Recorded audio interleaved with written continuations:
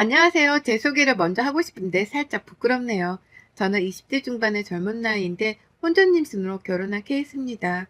제가 즐겨보는 채널인데 20대가 사연을 보내본 적은 없어서 사실 많이 망설였어요.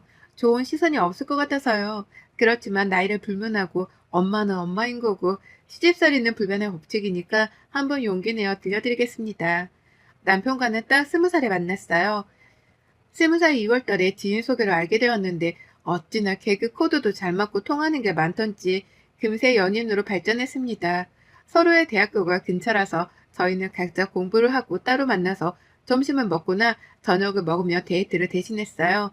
과제가 많거나 공부를 해야 할 때는 함께 독서실을 다니며 공부를 했습니다.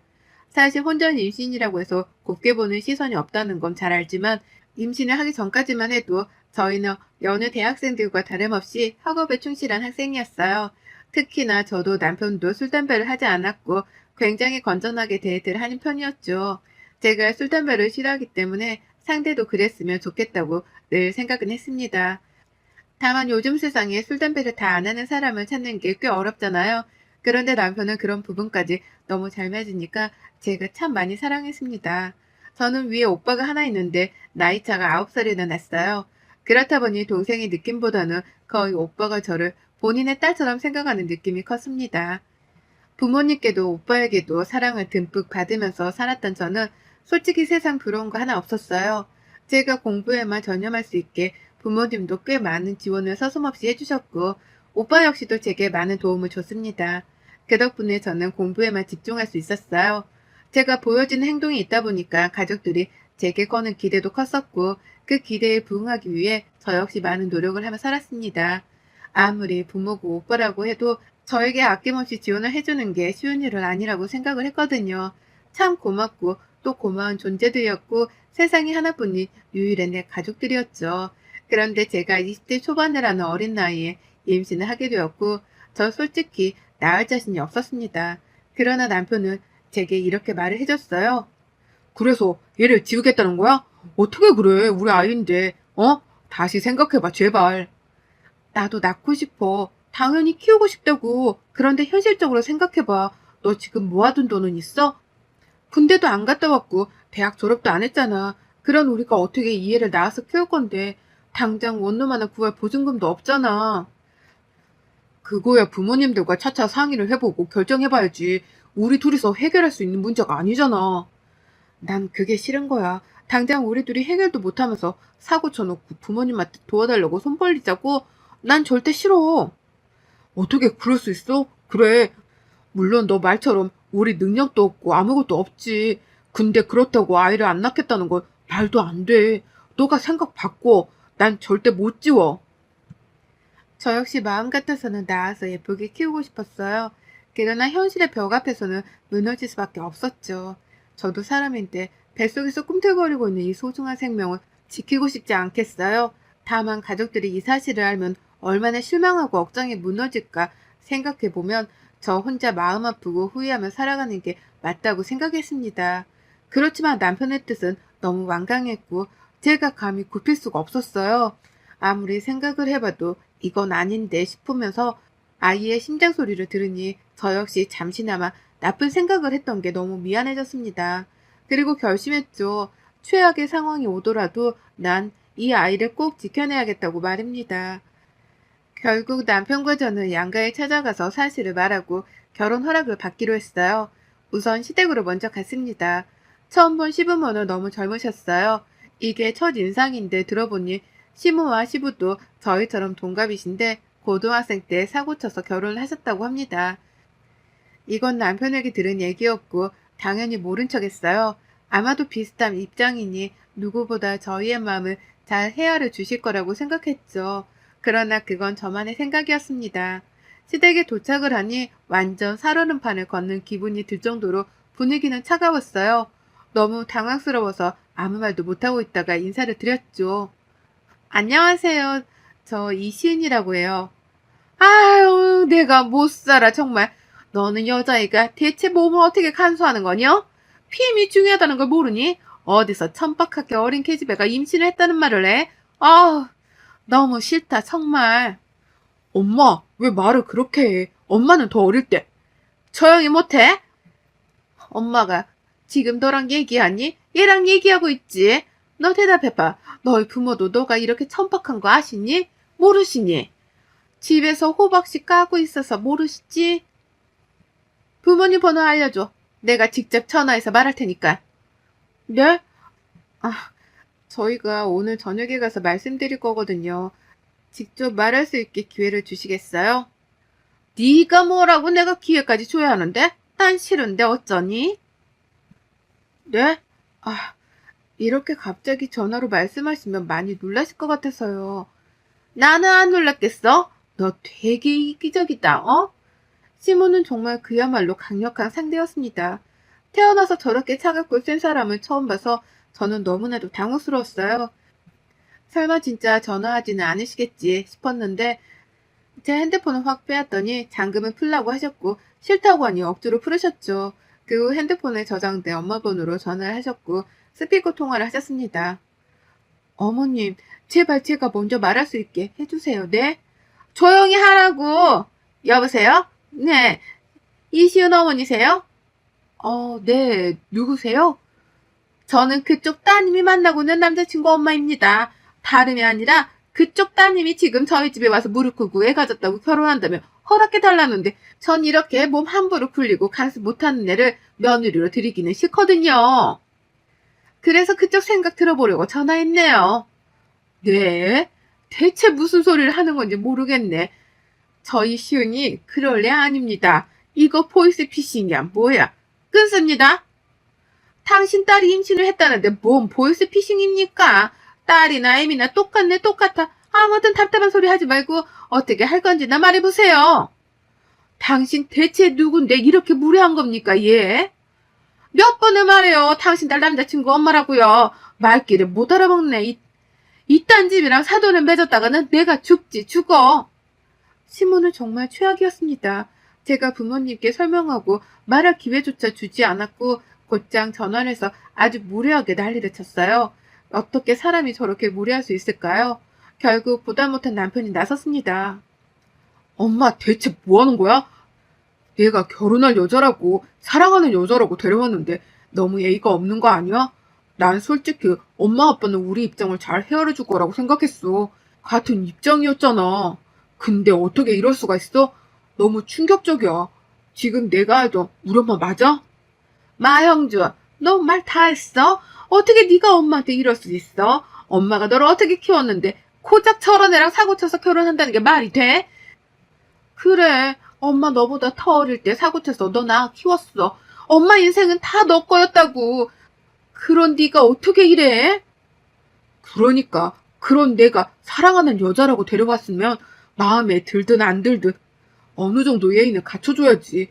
내가 시은이 나가서 이런 취급 받으면 엄마는 좋아? 어? 그만해. 왜 그래? 아 정말 실망이야. 어차피 결혼할 거고 내가 시은이도 내 아기도 책임질 거야. 그러니까 엄마한테 더 이런 말 들을 필요는 없을 것 같네. 일어설게. 남편은 그 길로 저를 끌고 나왔습니다. 그리고 처음으로 남편의 눈물을 봤어요. 한참을 오열하듯 우는 모습에 너무 놀랐고 저도 눈물이 났죠. 울지 마, 응?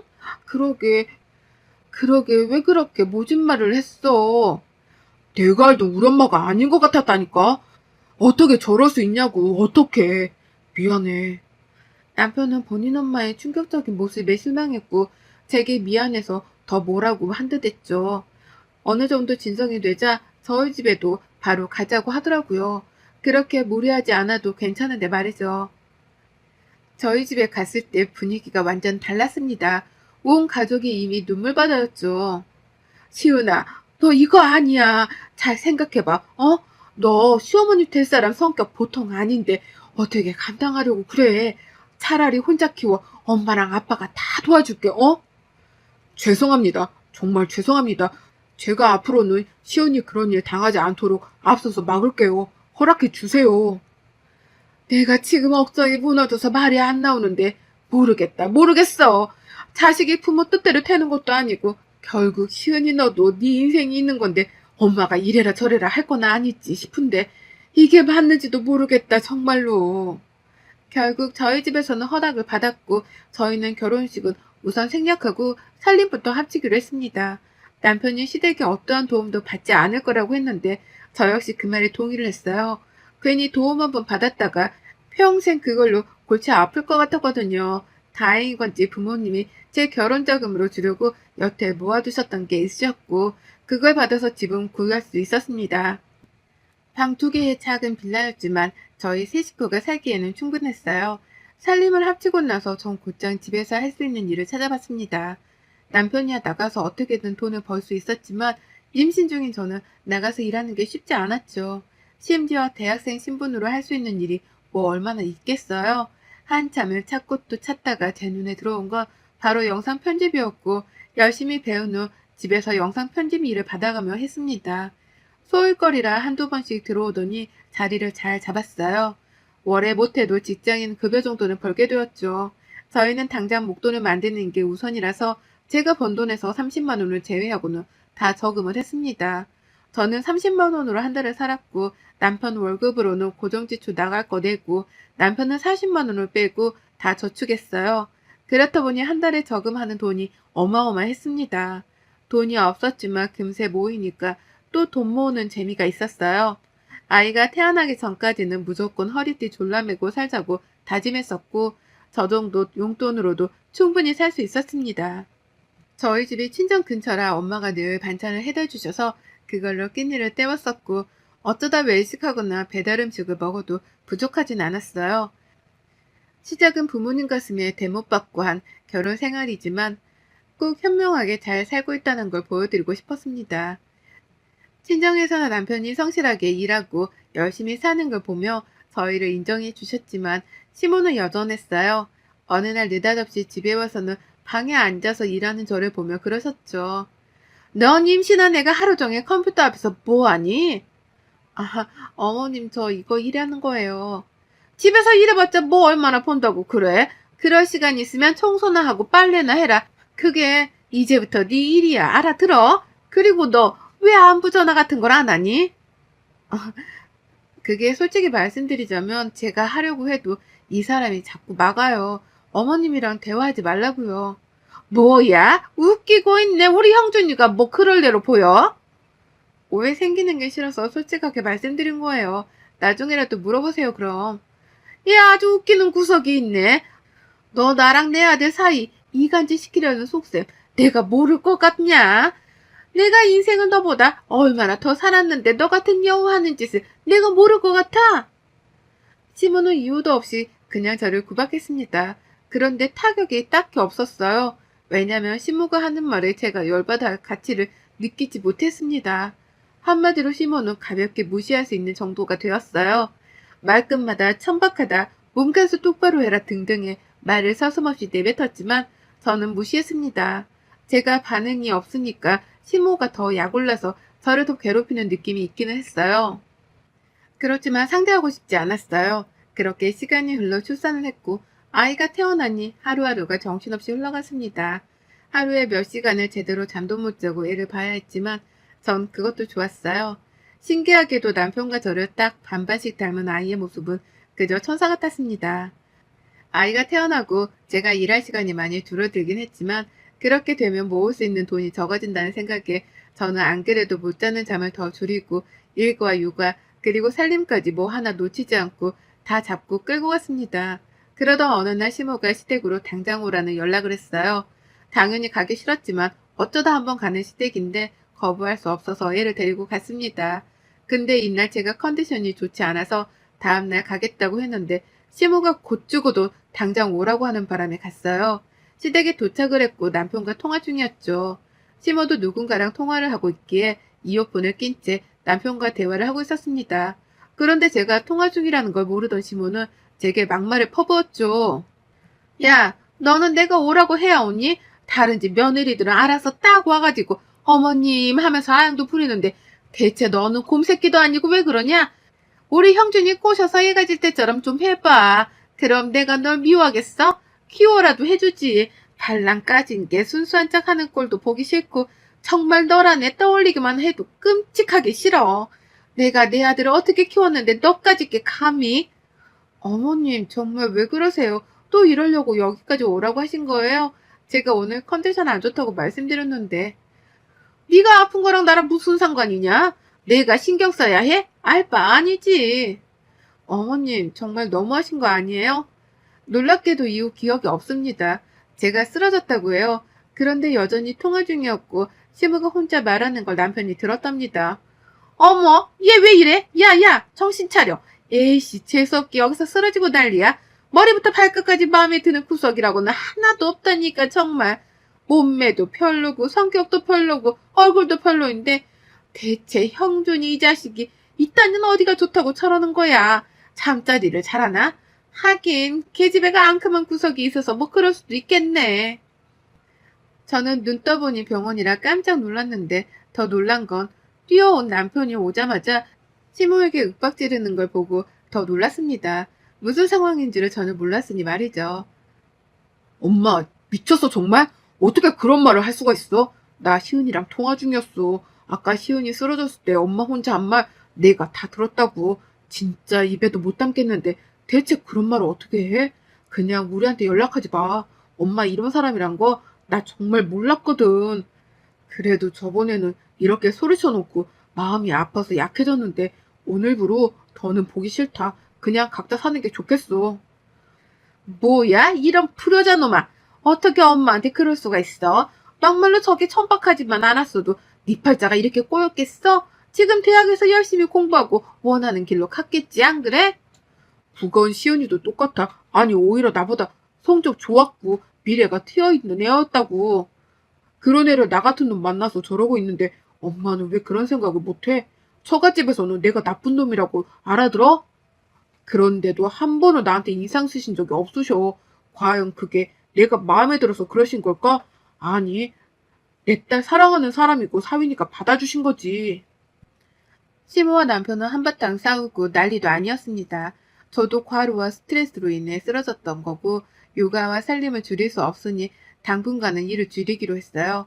남편이 너무 과하게 걱정을 해서 매일 잘 있다고 괜찮다고 말을 해줘야 했죠. 그 이후 남편은 시모에게 절대 연락하지 않았고 받지도 않았습니다. 저는 가운데서 꽤 난감했죠. 시모는 제게 연락해서 당장 남편의 마음을 돌리라고 난리도 아니었고 남편은 절대 받지 말라고 난리를 쳤습니다. 저는 그냥 저대로 지내기로 했어요. 남편과 시모 사이에 제가 끼고 싶지 않았습니다. 그러던 중 며칠 내내 시모가 조금 이상했어요. 원래 말투도 아니었고 제발 좀 연락해달라는 말이었죠. 느낌이 쌓여서 연락을 해봤습니다. 네, 저예요. 무슨 일이세요? 그게 사실은 내가 임신을 했거든. 근데 아무래도 노산이라 너무 힘들기도 하고 애를 키운 게 벌써 몇십 년 전이라 뭘 잘 모르겠어서 좀 도와줄래? 네? 누가 임신을 해요? 예, 누가 듣겠다. 좀 작게 말해라. 아무튼 형준이한테는 아직 말하지 말고 좀 도와줘.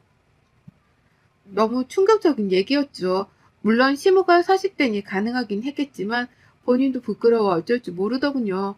근데 아무것도 모르겠다며 도와달라는 저 말에 제가 또 속았습니다. 좋은 마음으로 시댁에 갔는데 시모는 육아용품을 뭘 사야 하고 필요한지 알려달라고 했었는데 막상 가니 행동은 달랐어요. 언니, 그 빨래 건조기에 있는데 그것 좀 정리해줘. 내가 허리가 아파서. 그리고 설거지도 아주 조금 있으니까 그것도 좀 해주고 화장실 청소도 부탁해. 입덧이 심해서. 네? 육아용품 알려달라고 하셨잖아요. 그거야 인터넷으로 알아보면 그만이지. 내가 설마 그런 걸로 너한테 도와달라고 하겠니? 너까지 있게 뭘 안다고. 대체 왜 그런 거짓말을 하세요? 아니, 연기를 하신 건가? 왜 그러세요, 대체? 그렇게까지 해서 저를 부려먹고 싶으세요? 응, 넌 내 며느리니까 알아서 키워야 하는데 안 기어다니잖아. 그럼 내가 기어다니게 해줘야지. 아, 그러세요? 저도 진짜 참을 만큼 참았는데 이제 더는 못 참겠네요. 부디 잘 해결하시길 바랍니다. 뭐라는 거야? 청소나 하고 가. 직접 하세요. 손바닥 있지 않으세요? 전 나오자마자 시모 단골 미용실로 갔어요. 가서 머리를 자르며 소문을 내줬죠. 아이고, 오랜만에 오네. 시댁 갔다 오는 길인가 봐. 네, 다녀왔는데 원장님이 워낙 머리를 잘해주셔서 다른 곳을 갈 수가 있어야 했죠. 그나저나 형준이 엄마는 잘 지내? 요즘 통 안 보이네. 아하, 어머님 임신하셔서 매일 쉬고 계세요. 뭐? 누가 임신을 해? 형준 엄마가? 정말이야? 세상에 세상에 나이가 몇인데. 아이고, 지금 애가 돌도 안 지나지 않았어. 이거 완전 족보 꼬이네 꼬여. 뭐 저도 많이 놀라긴 했는데 금슬이 좋으신가 봐요. 그렇게 며느리는 잡들이 하더니 본인이 임신을 했네. 웃겨 정말. 미용실 손님들과 원장님들에게 말한 거면 동네 전체에 소문이 퍼진 거라고 보면 됩니다. 그걸 노렸던 거고요. 원래 시모를 별로 좋아하지 않아서 그런지 손가락질하고 욕하고 흉보고 난리도 아니었죠. 결국 시모는 동네에서 이사했고 제게 막 뭐라고 하길래 제가 한마디 해줬네요. 일 당하면 저는 마음대로 돌려주는 성격이니 건들지 말라고요. 그 뒤로 시모와는 따로 연락을 안 하고 지내고 저희 가족들끼리 잘 살고 있답니다. 여러분의 생각은 댓글로 남겨주세요. 오늘 또 시청해 주셔서 정말 감사합니다.